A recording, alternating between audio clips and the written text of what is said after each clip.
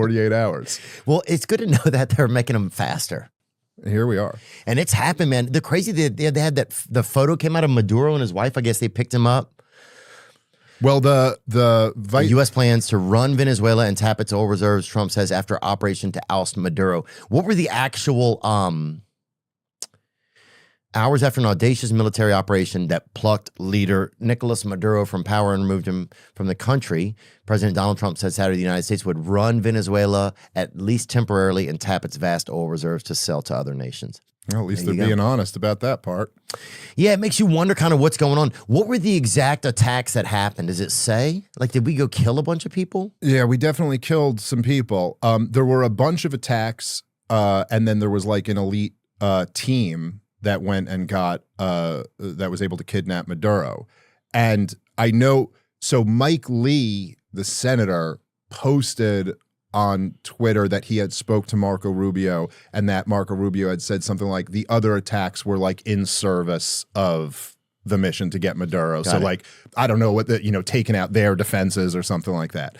But so, I mean, I don't know even where to start here, right? But so there's a lot, there's been obviously for months now, there's been like they've been bombing the boats that they're claiming are drug boats, but they haven't really demonstrated that they are. It's kind of just taking their word for it. Right, and we don't know. You just see this video, you see this footage of like a black and white, and then like a zooming in of a night goggles explosion.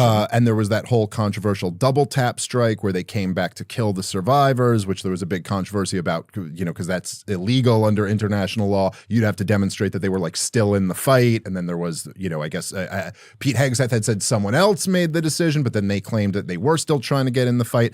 It's all kind of sketchy. It's not exactly clear. Marco Rubio, who's the Secretary of State and also the National Security Advisor, and he's had that position for most of the last year.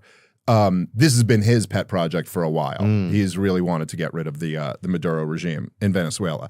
The drugs thing has always just been an obvious bullshit pretext. I mean, like there's no. That's what it feels like to me. Well, if you just look at the numbers, the Venezuela is responsible for like a tiny fraction of the drugs that come into America and like almost none of the fentanyl. And if you really had you know, when people look at like the OD deaths, the fentanyl is really where the action is there. And that's all from Mexico. From parts made in China. Then even when like Donald Trump or Vivek Ramaswamy or some of these guys would have real tough language about the drug cartels on the campaign trail, it was always the Mexican drug cartels. Right. They were always saying that because they could at least point to that and say, look, that leads to fentanyl, which leads to all these overdoses. Now, those numbers have been going down and getting better, but I think some people, people I love, but some people have falsely like attributed that to the attacks on these boats off the coast of Venezuela, when really all that is that there's a secure border now.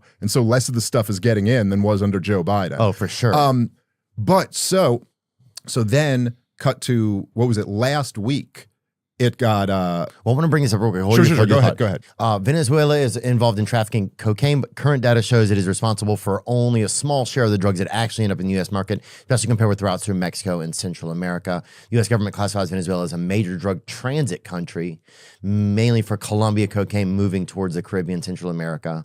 But even that would be more of a justification to deal with Colombia. Right. Than it would be to 100%. deal with Venezuela. A DEA fact sheet cited in 2025 reporting says 90% of cocaine reaching the U.S. is produced in Colombia and enters through Mexico, without even mentioning Venezuela as a primary corridor. Yeah, and there's some other reasons I want to go into too why people think that what we're doing down there. But yeah, I just wanted to get some of the stats. Sure. No, that's important. I'm glad you did. Where were you? Well, so last week, if you remember, Tucker Carlson had said that he had a source saying that Donald Trump was addressing the nation that night, and he had said that Donald Trump's going to announce, you know, an escalation in the war or a declaration of war, which, you know, technically the president can't do, but I guess we're way past that. Yeah. That he was going to announce that he was going in there, and I had a couple people I know who were like close to it who said the same thing, and then he didn't, which was kind of strange. And he also he interrupted your regularly scheduled programming. Like it was a presidential address to the nation. Television? Yeah, a week ago, but then didn't really announce anything. I didn't see announced how great the economy was or something like that. And so then it came this week instead. But this was, look, it's an unbelievably successful operation.